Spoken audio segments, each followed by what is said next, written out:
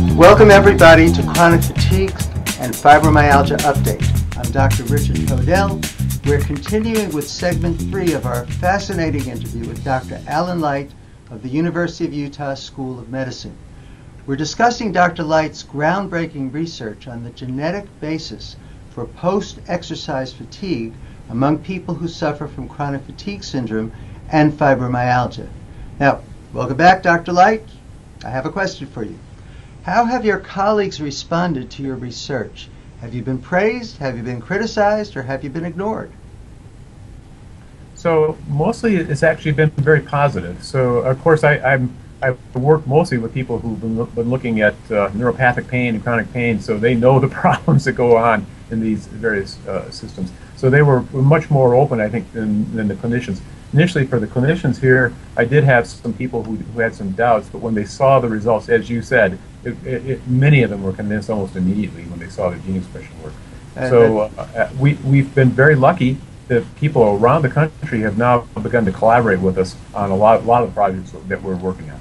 Hey, now, in our first segment, you discussed how you really weren't able to get any outside funding for the original work, that the University of Utah funded it themselves. Now, what's happened since? I understand NIH has peeked in? Yeah. So we're coming to the end of a NIH grant that we got to basically duplicate what we did before, but add more to it. And this is a study that we're going to finish in the next 3 weeks, I just discovered, that is looking at not just those same 13 genes that you saw in the first study, but 46 genes. Our idea being here, first of all, to determine whether other parts of the pathway are actually affected, and also to extend it considerably so that we might be able to discriminate this disorder from other diseases that have fatiguing effects to them. All right. So go ahead. Yeah, no, I'm just thinking, what does multiple sclerosis look like? Yeah, exactly. So we actually have looked at multiple sclerosis already, but one of the things that the physicians really told us they wanted to know was, could you distinguish it from depression? Since many of these people have the symptoms of depression, are they nothing but a different form of depression? So we threw in depression genes for this as well. And that actually formed a complication because it turned out we might be able to determine depression too from gene expression work. Well, please tell me, anyway, that's interesting, because a lot of these people with chronic fatigue are depressed because they're so sick. Right. Can you tell us kind of what you found, or is it too early to...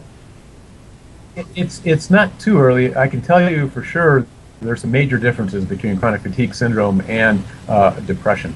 So I'll just leave it at that. I'm sure all the sick people watching in will be very happy to learn that. Yep. So what about pharmaceutical companies? Have they paid any attention to this?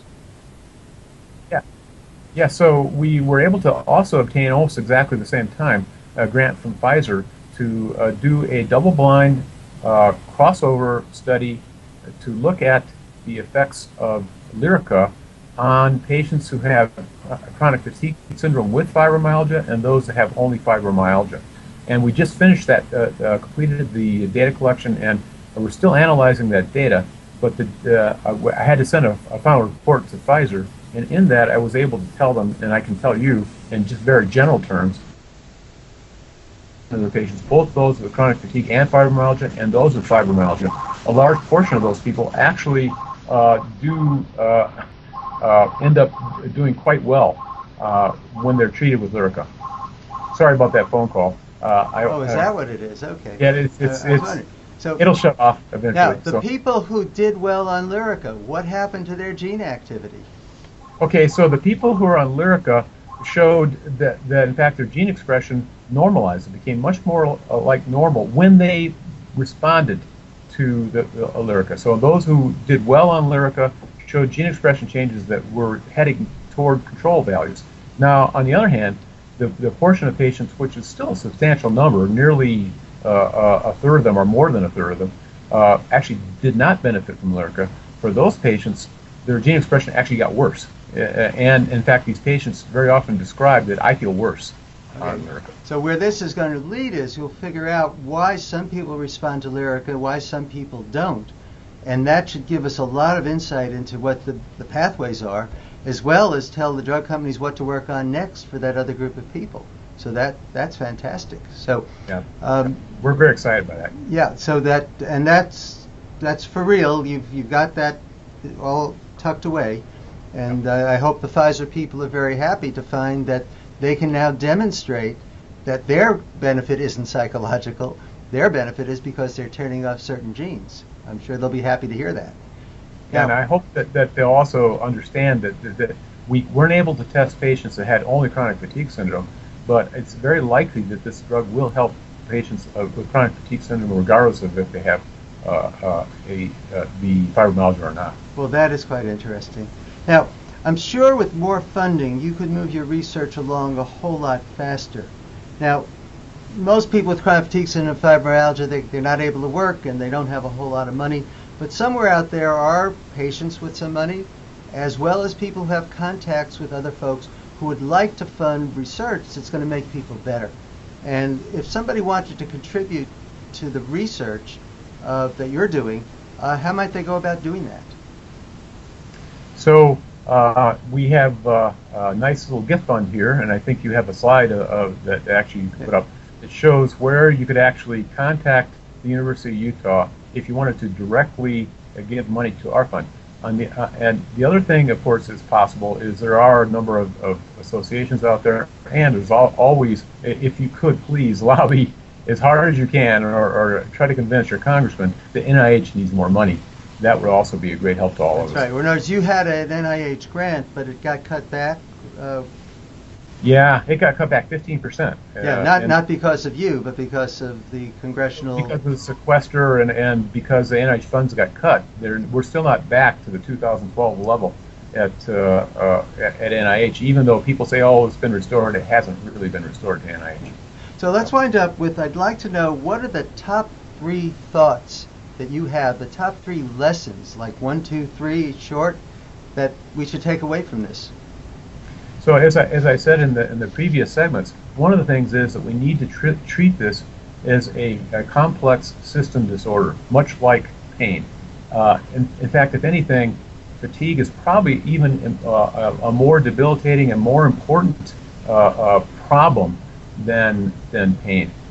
It exists. It actually is one of the #1 complaints that patients have when they come into the clinics, and it needs to be taken seriously, because it can degrade so many other parts of the body if it has a problem. So that's #1. So we need to treat this as a very serious and very real problem. So that's the first thing. The second thing is that we have some very, very good tools that are coming along that could actually help us not only understand the symptoms, but perhaps to treat the symptoms. Cindy, Dr. Bateman here has already been using some of the specific alterations that we see in the genes to help treat her patients, and we think that sort of ability will increase as more people do more studies along the lines of what we've done. There's also probably, thirdly, there probably is a genetic basis behind at least some of the conditions in these patients. We've done one familial study with one of the premier geneticists here at University of Utah, showing that there are families in which chronic fatigue runs in the family. If we could actually get money to study that group of people, again, we would have a much better chance to figure out exactly what's going on in these patients that's causing this long-term, what we think is an epigenetic change in them, so that they have fatigue at an ongoing basis, rather than, as in most people, once you get tired, you feel better after you rest for a while. Well, Alan, this has been terrific. I'm very glad that you were able to come on with us. And I hope that the exposure that we can give to you and that you're getting through other venues will lead to be able to people to other people to try and imitate what you've done. Shouldn't say imitate, replicate what you've done. That's a scientific word. But more important, hopefully it'll draw research funds into the field, because there is a payoff.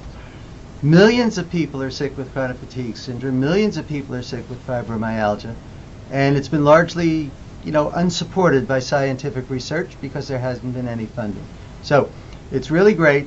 I urge people watching this, first, this is only the 3rd segment of 3. You'll be able to click on the web address on the slide and get to the other 2. And I hope that you'll forward it to your friends.